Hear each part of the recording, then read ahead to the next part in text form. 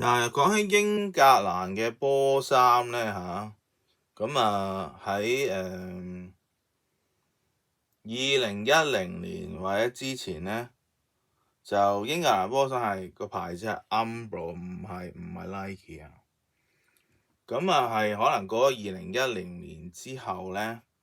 英格蘭咧就先轉 Nike。咁因為咧喺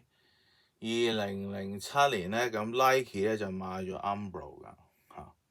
咁但係可能過咗2010年之後咧，英格蘭嘅波衫咧先至轉咗 Nike 咁都有成10幾年，但係有好多人唔知喎，因為可能佢哋淨係中意睇碧咸啫嘛，佢又唔知道咧英格蘭咧係由咧 Umbro 咧轉咗 Nike 嘅。咁嗰陣時可能 Umbro 你襯咩鞋都有可能，咁而家因為你 Nike 咧，你可能主要多襯 Nike 鞋啦，Nike 嘅波衫襯 Nike 鞋咁樣。咁我攞一對鞋出嚟俾大家睇先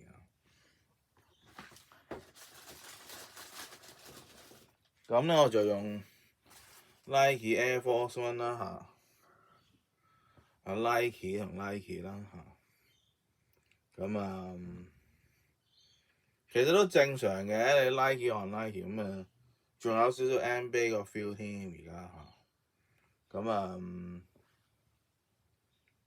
咁美國咧就想即係 Nike 啦，Nike 係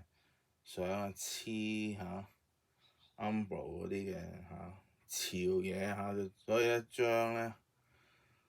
英格蘭咧就咧 Umbro 轉咗 Nike 啦，咁已經10幾年啦。咁好啦，我而家問你中意以前 Umbro 嗰啲嘅英格蘭波衫多啲啊，定係而家 Nike 嘅波衫多啲啊？OK。